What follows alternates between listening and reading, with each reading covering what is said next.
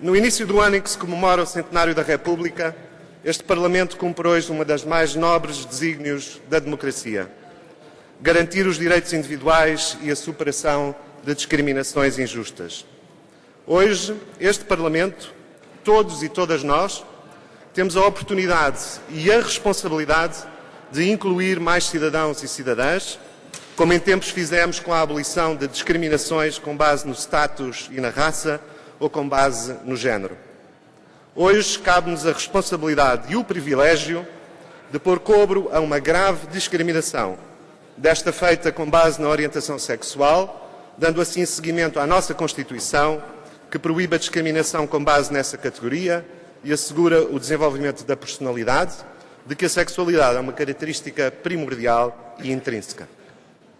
Aprovando o acesso ao casamento civil por parte de casais do mesmo sexo, em igualdade de circunstâncias com os casais de pessoas de sexo diferente, estaremos a trazer mais cidadãos e cidadãs para o pleno usufruto dos seus direitos, estaremos, sem retirar direitos a outrem e sem alterar a natureza contratual do casamento civil, a alargar e a incluir, sem excluir ninguém, sem criar institutos específicos, que tal como atualmente se configura o casamento civil ou tal como se propõe com casamentos com outro nome, acentuariam a discriminação e o apartheid social entre hetero e homossexuais. Não estaremos a destruir o casamento civil, como alguns dizem, mas sim a reforçá-lo, como temos feito desde o seu início, na segunda metade do século XIX, no sentido de maior igualdade entre marido e mulher, da possibilidade do divórcio e da adequação a valores culturais assentes na liberdade de escolha. Avançamos agora, senhoras e senhores deputados, para o reconhecimento da igual natureza das relações afetivas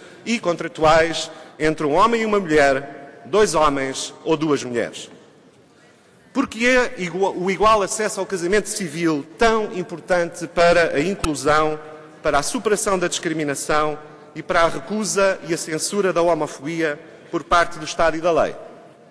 Porque a experiência individual e social dos gays e das lésbicas, a experiência do insulto, da violência simbólica e física, da exclusão, assenta justamente num aspecto intrínseco da personalidade humana, a sexualidade e especificamente a orientação sexual, aspecto esse que ganha saliência social no momento em que a afetividade e os sentimentos levam as pessoas gay e lésbicas, à semelhança dos heterossexuais, à constituição de relações afetivas e conjugais, cuja publicitação e vivência livre têm sido impedidas quer pela lei, quer pelas mentalidades mais retrógradas. As pessoas de quem estamos a falar, as pessoas para quem e em nome de quem estamos a legislar, nasceram numa sociedade largamente homofóbica, à semelhança da experiência terrível do racismo para muitas pessoas negras em várias sociedades e à semelhança da experiência terrível do sexismo para muitas mulheres. Nasceram para uma sociedade que lhes disse que o seu amor não tinha nome, que o seu destino era obrigatoriamente a heterossexualidade. Aprenderam nomes insultuosos para designar o mais íntimo e estruturante das suas personalidades. Viram-se obrigadas a viver na vergonha, no silenciamento e na ocultação.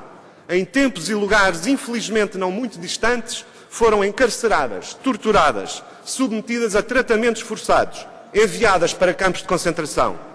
Ainda hoje, e entre nós, temem represálias no emprego, temem o insulto na rua, temem a alienação familiar e das redes de amizade. Essas pessoas não são as figuras estereotipadas de um certo imaginário homofóbico, nem as pessoas que, como eu, tiveram o privilégio e a sorte de poderem falar hoje e aqui neste dia histórico. Eles e elas são os nossos irmãos e as nossas irmãs, os nossos pais e mães, os nossos filhos e filhas, nossos amigos e amigas, vizinhos e vizinhas, colegas de trabalho. São pessoas de todos os níveis sociais, ricas e pobres, do campo e da cidade, jovens e idosas, conservadoras ou liberais, e esperam de nós um gesto de reconhecimento. Mas legislamos também a favor da igualdade em nome de todos e todas nós, cidadãos e cidadãs da República Portuguesa, porque nenhum e nenhuma de nós será livre e poderá em consciência usufruir dos seus direitos enquanto estes forem negados ao seu próximo. E porque o valor de uma democracia se mede pela sua capacidade de proteger as minorias e de recusar qualquer imposição baseada em preconceitos, mesmo que maioritários. Não estaremos a reinventar a sociedade, como não a reinventámos quando abolimos a escravatura ou conquistámos o direito de voto para as mulheres. Estaremos, sim, como então, a dar continuidade a um projeto civilizacional. Estaremos a alargar o âmbito dos direitos, a tornar a democracia mais democrática, a melhorar efetivamente as condições de vida concreta de mais cidadãos e cidadãs, a garantir mais liberdade de escolha sem prejudicar a liberdade dos outros. Estaremos a assegurar os próprios princípios em que assenta o nosso modelo da democracia, baseado na igualdade e nos direitos humanos. Mas hoje estaremos, senhoras e senhores deputados, e se soubermos cumprir o desígnio mais nobre de um Parlamento democrático, e quero saudar aqui a esquerda, o PS, o Bloco de Esquerda, o Partido Ecologista, os Verdes, por terem tomado iniciativas igualitárias neste campo, estaremos não só a garantir o acesso a direitos que são negados por outras figuras ou pelo impedimento ao acesso ao casamento civil. Estaremos a fazer um gesto emancipatório, com uma importância simbólica ímpar. O Estado e a lei estarão a dizer a toda a sociedade que as relações entre casais do mesmo sexo têm a mesma dignidade e merecem o mesmo respeito que as relações entre casais de sexo diferente. Sim, estaremos a dizer isso. E os nossos opositores devem demonstrar que não estão a fazer justamente o contrário. Estaremos a promover uma pedagogia anti-homofóbica na sociedade, dando o exemplo a partir do órgão máximo de representatividade democrática. Estaremos ativamente a promover a mudança de mentalidades. Estaremos a cumprir a nossa função de reconhecimento de uma categoria da nossa cidadania que tem historicamente sido tratada como doente, pecaminosa ou criminosa. Apelo a todos e a todas vós que não mantenham o casamento como um privilégio, mesmo que de uma maioria. Pensem no jovem ou na jovem homossexual e no seu companheiro ou companheira, que, ao contrário dos seus irmãos ou irmãs heterossexuais, não podem aceder aos mesmos direitos. E que, à semelhança dos seus irmãos ou irmãs heterossexuais, podem desejar exprimir, através do casamento, o seu afeto, o seu amor, o seu compromisso, os seus projetos comuns de vida. No dia seguinte à efetiva possibilidade de 2 homens ou 2 mulheres casarem civilmente, se assim o entenderem, respiraremos um ar mais livre, cresceremos como democracia, promoveremos a inclusão e acarinharemos a diversidade na igualdade. Nesse dia, o arco-íris, símbolo da luta dos gays e das lésbicas pela sua dignidade plena, será também um símbolo da nossa República. Muito obrigado.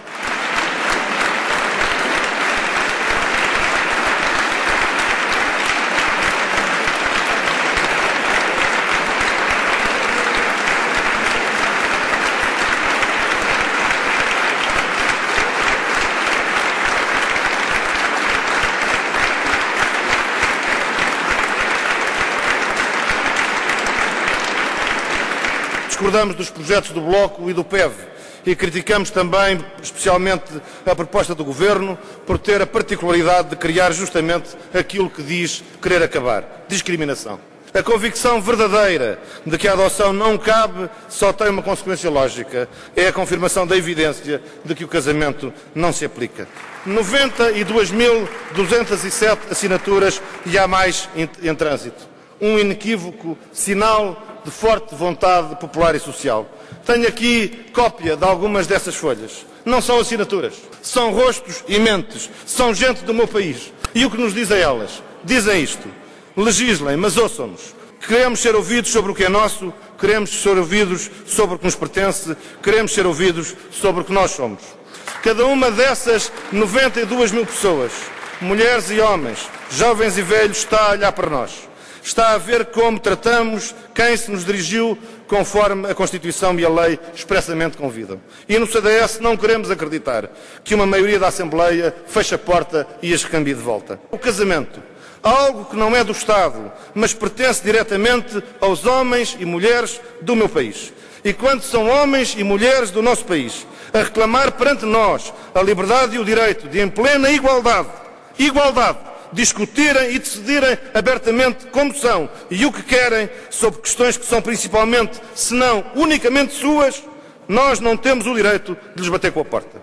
Nós não podemos fazer da Constituição e da lei uma paródia. Não podemos, numa questão tão densamente humana, pessoal, de sociedade, convidar as pessoas e a sociedade a participarem diretamente e depois, afinal, despedi-las. Há mais de um ano foi noticiado, já ouvimos aqui agora confirmado, que no programa do Centenário da República estaria a instituição do casamento homossexual. Isso depois passou. Mas fosse efetivamente por um plano ideológico, ou simplesmente por acaso, a verdade é que a correr, depois das boas festas, a seguir ao Dia de Reis, quase à primeira badalada parlamentar do Ano Novo, aqui estamos, a trouxe-mocho, a iniciar 2010 exatamente com esse debate. E o que perguntamos à esquerda, e em especial ao PS, é isto.